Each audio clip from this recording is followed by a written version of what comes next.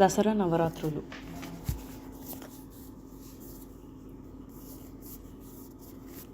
అందరికీ శుభోదయం.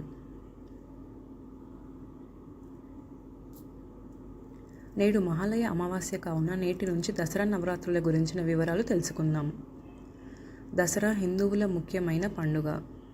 ఆశ్వయుజ శుద్ధ పాడ్యమి నుండి ఆశ్వయుజ శుద్ధ నవమి వరకు 9 రోజులు దేవీ నవరాత్రులు.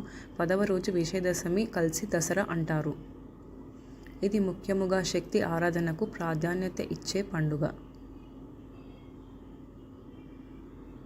ఈ పండుగను నవరాత్రి, శరన్నవరాత్రి అని అంటారు. శరదృతువు ఆరంభంలో వచ్చే పండుగ కనుక ఈ పేరు వచ్చింది. కొందరు ఈ పండుగకు మొదటి 3 రోజులు పార్వతీదేవికి, తర్వాత 3 రోజులు లక్ష్మీదేవికి, తర్వాత 3 రోజులు సరస్వతీదేవికి పూజలు నిర్వహిస్తారు. తెలంగాణలో 9 రోజులు అమావాస్య నుంచి నవమి వరకు బతుకమ్మ ఆడతారు.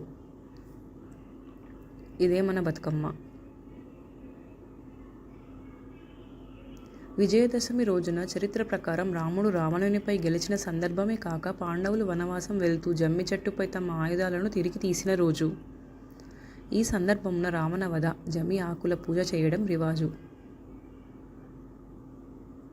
జగన్మాత అయిన దుర్గాదేవి మహిషాసురుడనే రాక్షసునితో 9 రాత్రులు యుద్ధము చేసి అతని వధించి జయాన్ని పొందిన సందర్భముగా 10వ రోజు ప్రజలంతా సంతోషముతో పండుగ జరుపుకున్నారు.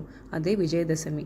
ఈ ఏడాది నవరాత్రులు 2024 అక్టోబర్ 3వ తేదీన గురువారం ఘటస్థాపనతో మొదలవుతాయి. ఈ సమయంలో 9 రోజులు 9 రూపాలలో దుర్గాదేవి అవతారాలను శక్తి, జ్ఞానానికి సంబంధించిన దేవతగా పూజిస్తారు. దసరా పండుగను 12 అక్టోబర్న జరుపుకుంటారు. ధన్యవాదములు. మరిన్ని వివరాల కోసం సబ్స్క్రైబ్ చేయండి. రమ్యమైన రచనల సమాహారం.